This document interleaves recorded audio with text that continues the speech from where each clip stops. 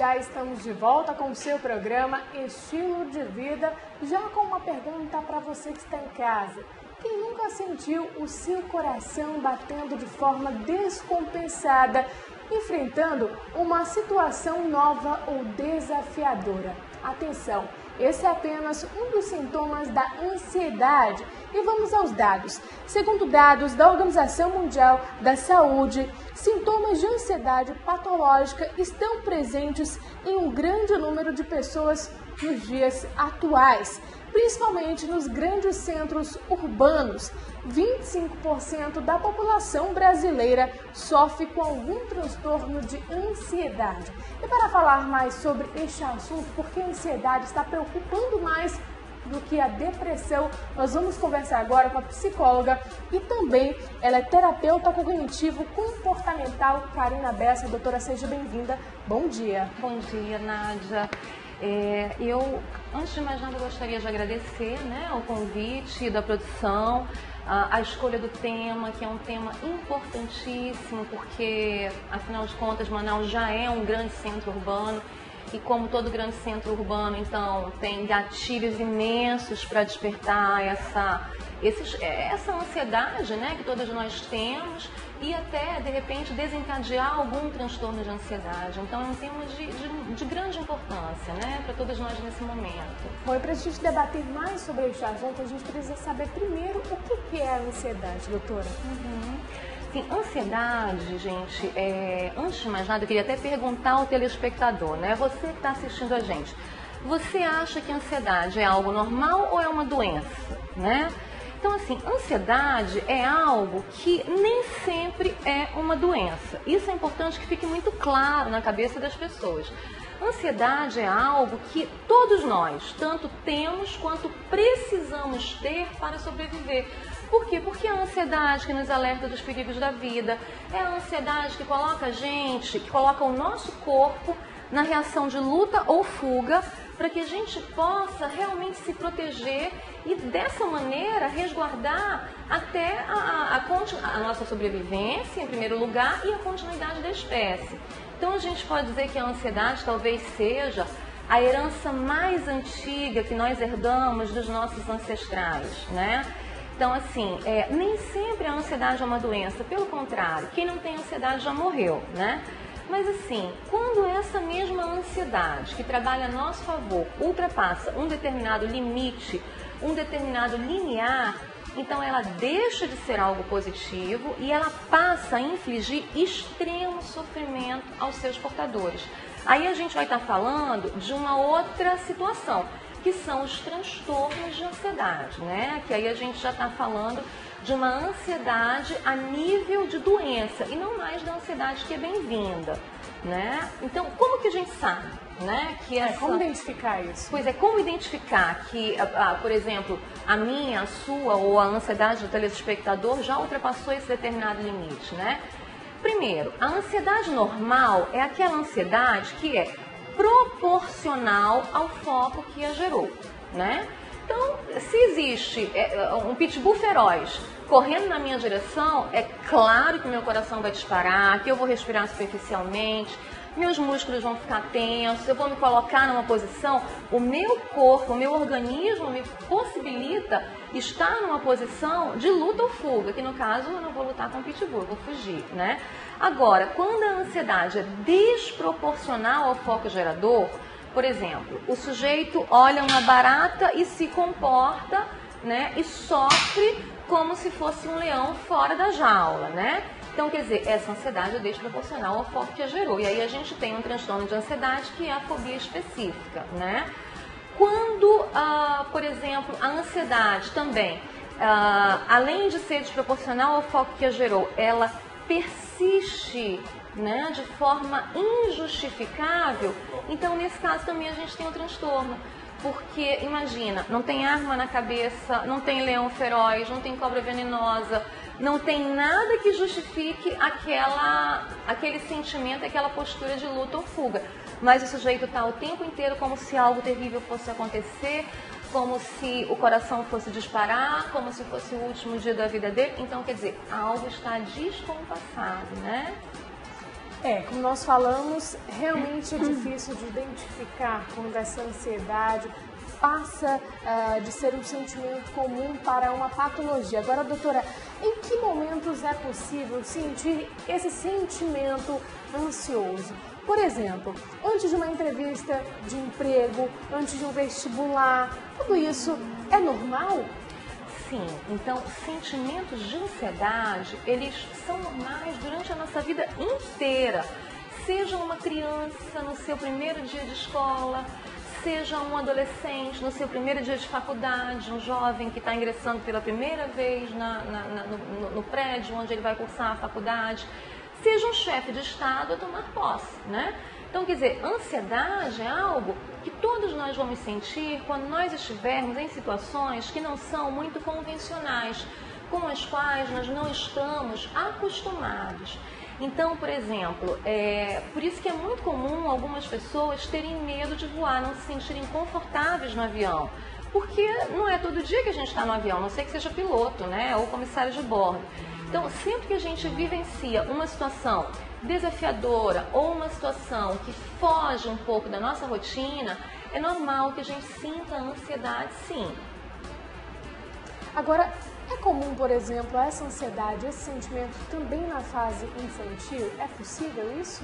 Com certeza. Inclusive, os transtornos de ansiedade, eles acontecem tanto com as crianças e adolescentes quanto com os adultos.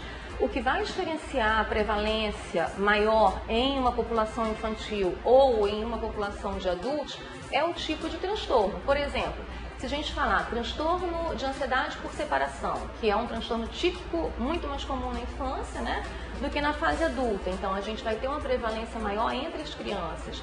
Se a gente falar transtorno de pânico, a gente vai ter uma prevalência maior entre adolescentes e adultos, e um pouquinho menor entre crianças, né? Mas a todo momento a gente recebe criança com transtorno de ansiedade, né? É algo que, infelizmente, a gente vê que está explodindo nesse meio que a gente vive. Por quê? Porque a vida moderna, Nádia, ela predispõe ao surgimento dos fatores, ela é o ambiente ideal para que esses transtornos de ansiedade eles possam crescer, né? O que acontece? A gente tem sempre uma predisposição genética para desenvolver essa ou aquela doença física ou mental, mas o ambiente colabora muito. E a vida moderna, trânsito, cobranças, estresse, cobranças hoje em dia são muito comuns, de ter que ter o seu lugar ao sol, né, como se diz. Então, quer dizer, as disputas, quer dizer, o ser humano, ele não tem mais que lidar como os antepassados, com o tigre dente de sabre, mas a todo momento ele lida com grandes feras, né, que são as feras da vida moderna, né, é a violência urbana, é o trânsito, são as concorrências, né, a vida profissional muito puxada. Então, quer dizer, é um ambiente cheio de gatilhos que geram ansiedade, né? Inclusive, a ansiedade está despertando mais os olhares de pesquisadores a respeito deste assunto, que está preocupando mais do que a depressão, inclusive, né? Uhum.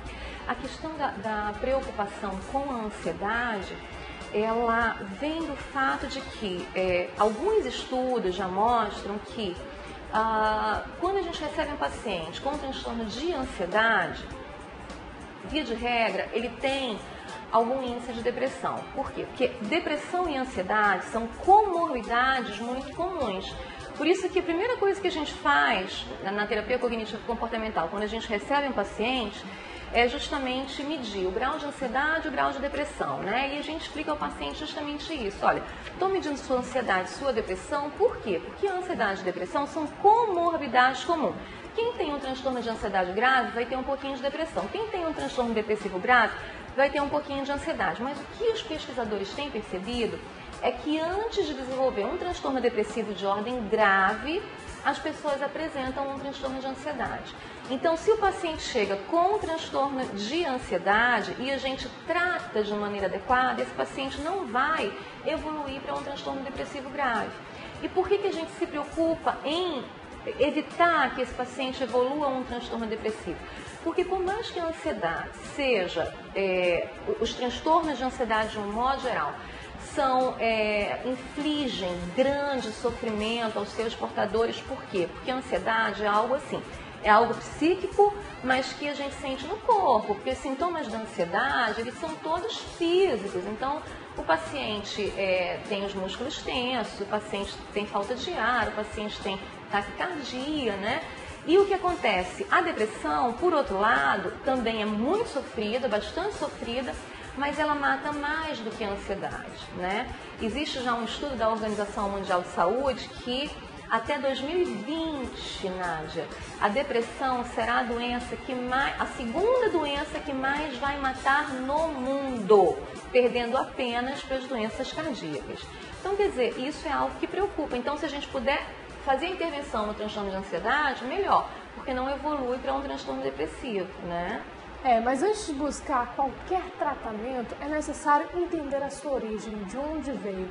Por isso, eu vou pedir para a nossa produção colocar no ar a nossa tela interativa número 2, que vai falar a respeito dessas causas, o porquê que a ansiedade aparece. Doutora, nosso primeiro tópico fala sobre as ansiedades são doenças relacionadas ao funcionamento do corpo e às experiências da vida. Como nós falamos, é um sentimento normal que aparece em qualquer fase da vida, não é verdade? E que é justamente por essas experiências que nós estamos passando no momento. A pessoa pode se sentir ansiosa a maior parte do tempo sem nenhuma razão aparente. Isso é verdade, doutora? Sim, aí é quando a gente já está falando de um transtorno de ansiedade, né? Então, quando a gente fala, eu acho legal esclarecer, quando a gente fala de origem, né, da ansiedade, então é sempre bom a gente ter em mente dois itens que são importantíssimos, que é a genética, a predisposição genética e também o ambiente. Porque o que acontece? Não adianta eu ter a predisposição genética para desenvolver qualquer doença de ordem emocional ou mental se o ambiente não for favorável, né?